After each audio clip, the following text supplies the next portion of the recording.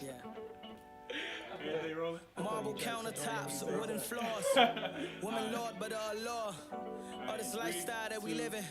You know who she choosing, it's a given. Mink fur coats in the winter, shit chillin'. Black on black, I been that corner like a villain. Privé shades, no contact with a hater. Tunnel vision, I keep my eyes on the paper. Brown skin, John gold dress, she a Grammy. Need a couple plaques on the wall in my granny house. Spread from the roof to the floor. Give her something to look at when she get bored. What's good, everybody? It's your boy Mid, and we here on our department today. We just came to talk about a real special project that just came out recently. With my boy Marv P here. You from Norfolk, right? Yeah. Definitely one of Norfolk's greatest coming up in the music industry. I think, there's a lot of talent in this area, and then there's some people that really stand out. And I think, Marv is definitely one of them. So I just want to start by getting into the album itself. Like, what kind of inspirations as an artist that you wanted to dive into or take part of to put into the album? Usually my albums are and projects like super personal, like From the Heart Part 1, From the Heart Part 2. But I thought it was more, those were more personal on the aspect of like life itself. And I wanted this one to be like more on thoughts, you know what I'm saying? Or like just things that like go through my head on a day-to-day basis, you know what I'm saying? Just give people that perspective on that. So I think I did it successfully. Word. And when you talk about like your thoughts, I feel like we all have these thoughts, and just listening to the album, I feel like there's different pieces that all of us relate to. Like I remember the skit that you had. It sounded like it was an older guy, and then he was just giving like the old head wise thoughts, and just kind of breaking that down to you.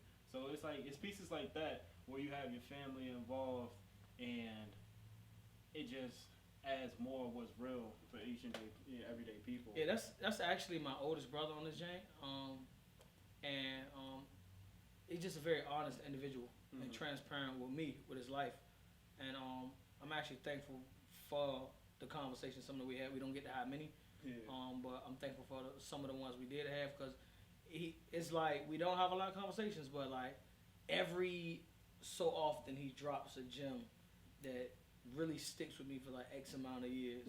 Like I was probably a junior in high school, at the crib, bored as hell.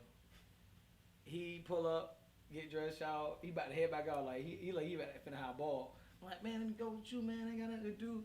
He's like, nah, you can't roll with me. But so I was just bored, and then he looked at me before he left, he was like, I wish I was bored at your age. And left the crib. And the whole time I'm sitting like, what the fuck that supposed to mean? Like, I'm bored now. Like, you know what I'm saying? But like, I didn't get that until I got older. Until I was like in my 20s, and it's like, dang.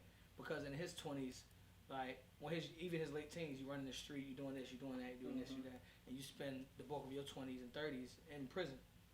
Because of what you did. So when he said that, it made me really reflect, like, when he said, I wish I was bored at your age. It's like, I can imagine he's more bored now than he was then. You know what I'm saying? So like, like you definitely gotta listen to people that's ahead of you, and it seems like things that they say that isn't really meaningful when you're young. When you get to a certain age, and it means so much more. And I feel like you took some of those parts of those life lessons learned, you kind of put it in this album, and that's what I thought was really dope when you had that skit with them. It's like a life lesson learned. I always try to have at least one. I don't know. I be trying to, like, sometimes you know how people tell you stuff and it stick with you. I be trying to realize, like, get that same message to somebody else the way I heard it. Because man, a lot of people just don't have like influential older people in their life. Like even on From the Heart Part 1, and the older guy, his name is Wadell Cuffy. That almost slipped my mind. But yeah, he just gave us game, and that was very spontaneous, just walking out. He the dude used to be on Grammy playing the sax.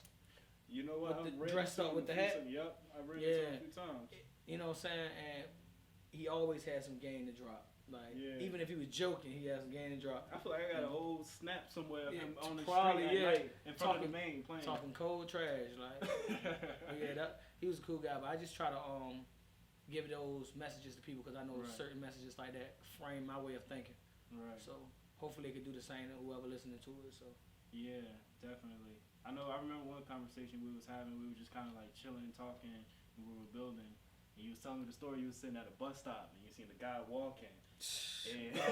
And bro, I promise nobody. If when I tell you, it's very hard to believe. It sounds like some made up crazy story, but this really happened to me in my life. It was like, man, it had to be late. It had to be like 9 o'clock, 10 o'clock, catching the last bus back to Newtown. I'm at the Newtown Light Rail Station. No one's there but me. I'm catching the last 27 to Lake Edwards. Nobody's over there.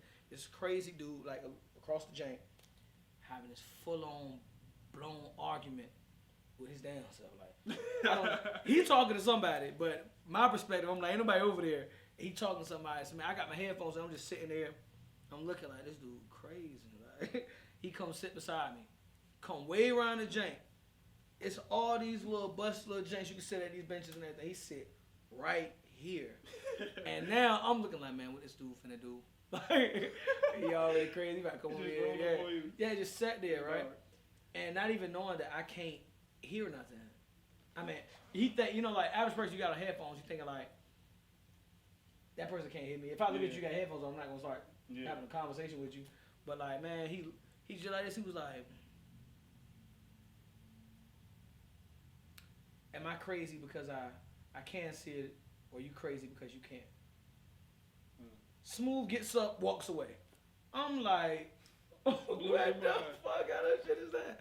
But like, it made me think, like, after that, I was like,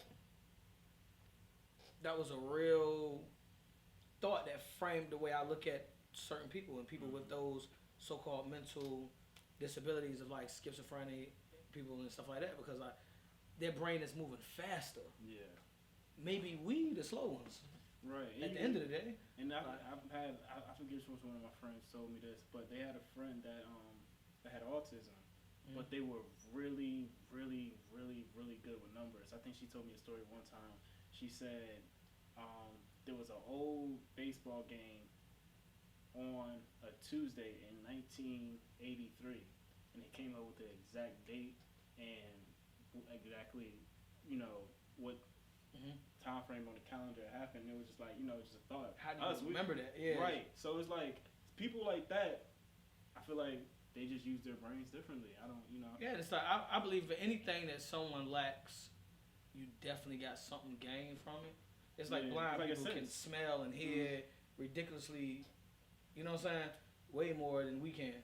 Right. You know what I'm saying? But it's just like, I think that's the same thing mentally too. Like if you got like maybe a learning disability over here, or this going on, that going on, something's enhanced. And I think a lot of times they just don't find what's enhanced. You know what I'm saying? Right. Like they could be like what was the dude? It's like some dude who's like some super computer genius, but he was like in a wheelchair, he couldn't speak or something. He was talking to like this little. And this is probably a horrible description. I apologize, but like, you know what I'm talking about? Like, Stephen Hawking? Maybe. Yeah, Steve Hawkins. I think something like that. Yeah, he was like in a wheelchair. He was like a super Hawkins. crazy smart dude. But it's like that. It's like, think about it, man. Like all these things taken away from him. Yeah. But something was given to him, and in it's a like grand way. And I think, you know, I think that's what the art is about too. A little bit. It's kind of like you tone out a little different things. You tone out a lot of senses because you got to think what, you know, music really is. It's verbal.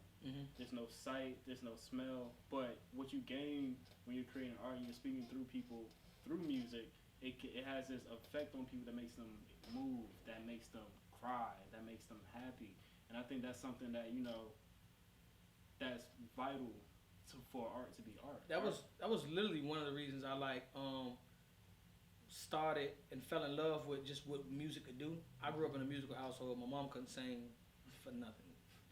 Lord rest her soul, she could not sing. She could play a violin. That was her niche growing up.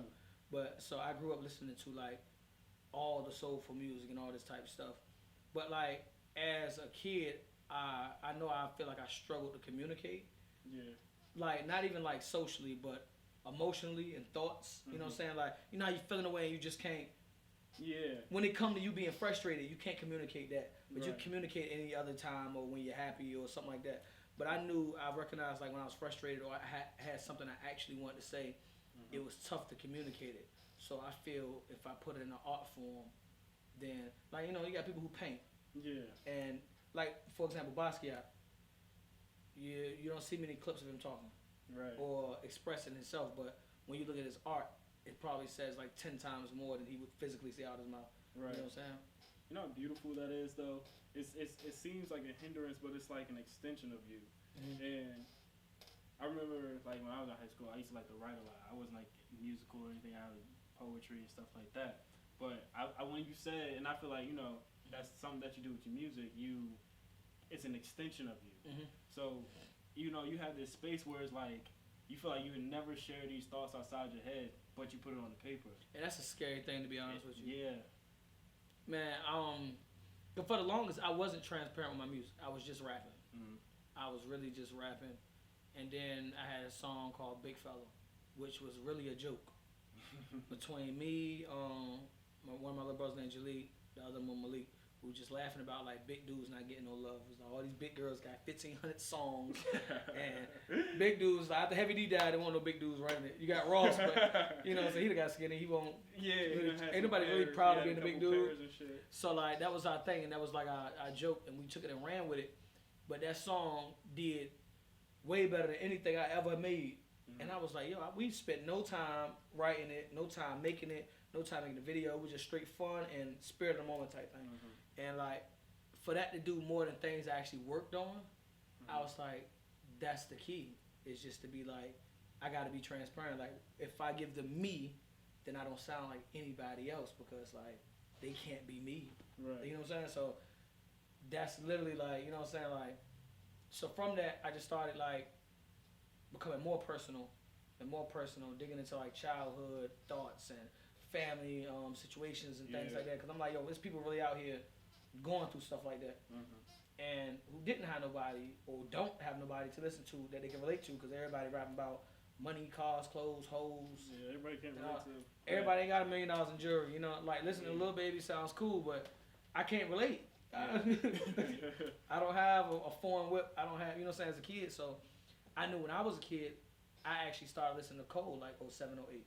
Mm-hmm. Cole was coming up, and I started listening to Cole. I was in high school, and I was just like, this dude be talking about some real stuff. Yeah. And like when he was talking about his mom and his, situation going on in his life at the time, I'm looking like, this is really going on in my neighborhood and in my city, like in my house, these type of things. You know what I'm saying? But like, so I really connected and related with that, and like that really inspired me to like, I don't know. And I just be feeling like if I seen somebody else do it, there ain't no way you could tell me that it's impossible.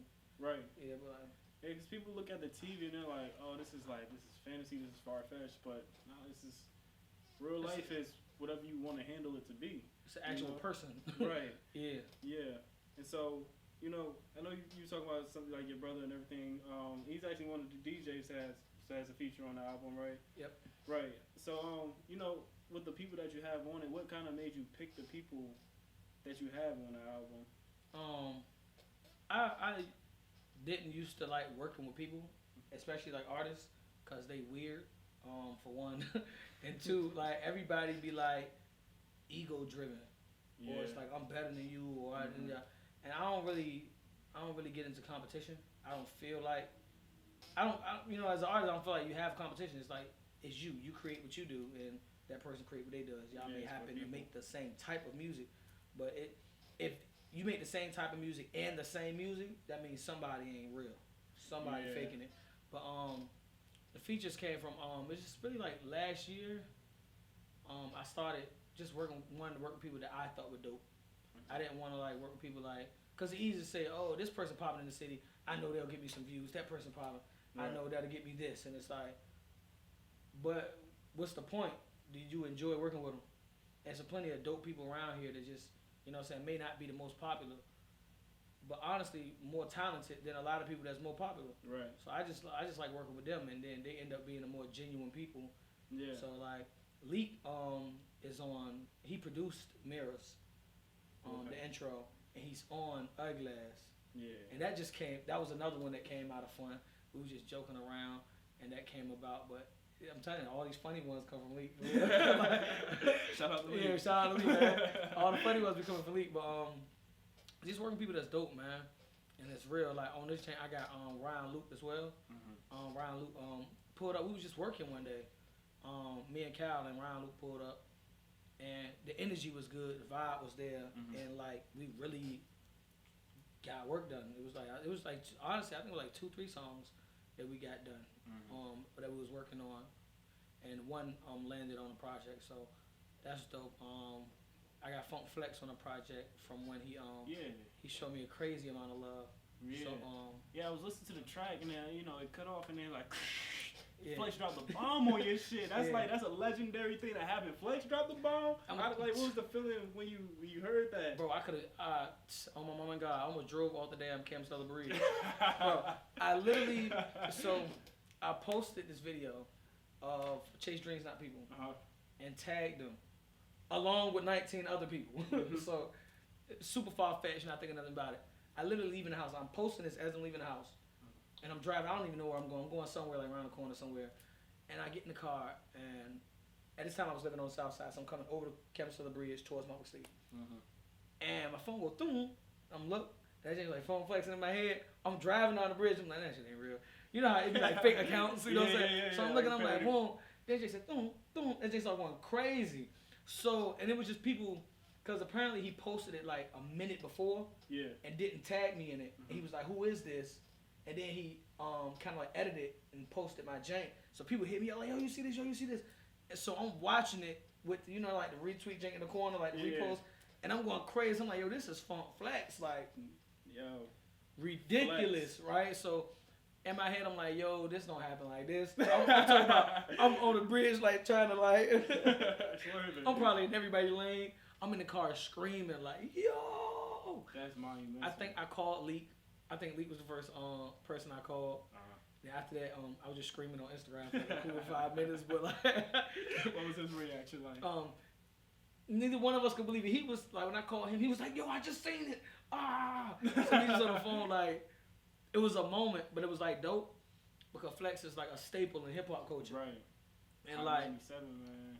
And like in Virginia, I don't know. Sometime at that point in time, I definitely didn't feel like I got a lot of just due, cause like when I'm doing is not what everybody's doing. Like I'm actually, in my opinion, making real music, and it's not. And we right now we in like this trap era in Virginia. Right. So you got a lot of trap people, you got a lot of street influence to music, and that's not really what I make. Like I come from that, but it's like it's not me. So it's not what I choose to make. So for Funk Flex to do that, that really just inspired the shit out of me. That was like, this could really be a thing. Because sometimes as creators, you realize, you start second guessing, you start doubting, you know what I'm saying? Let it go a period of 2-3 months and everything ain't nothing really moving. Yeah. It's like, maybe this not for me. Every artist had those random thoughts, but it be stuff like that. People's natural reactions. Even if something simple like, I don't do it for other people and what they think, but you appreciate when people appreciate what you're doing. So that was just, man, it was ridiculous. Wow. Yeah, so thank you, Funk Flex. Like, I actually talked to him afterwards for a brief, like 3-4 minutes. It was just on some random. And it's the type shit right here make them nauseous. They looking nauseous. They sick and tired of my shit.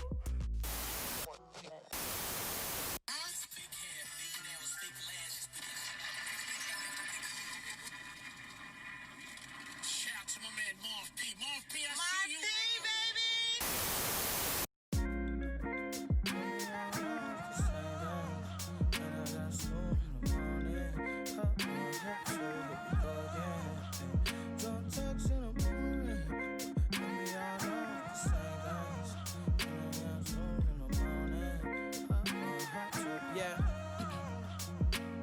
Here I am, back on this shit again. Was headed to the crib, just thought I'd text again.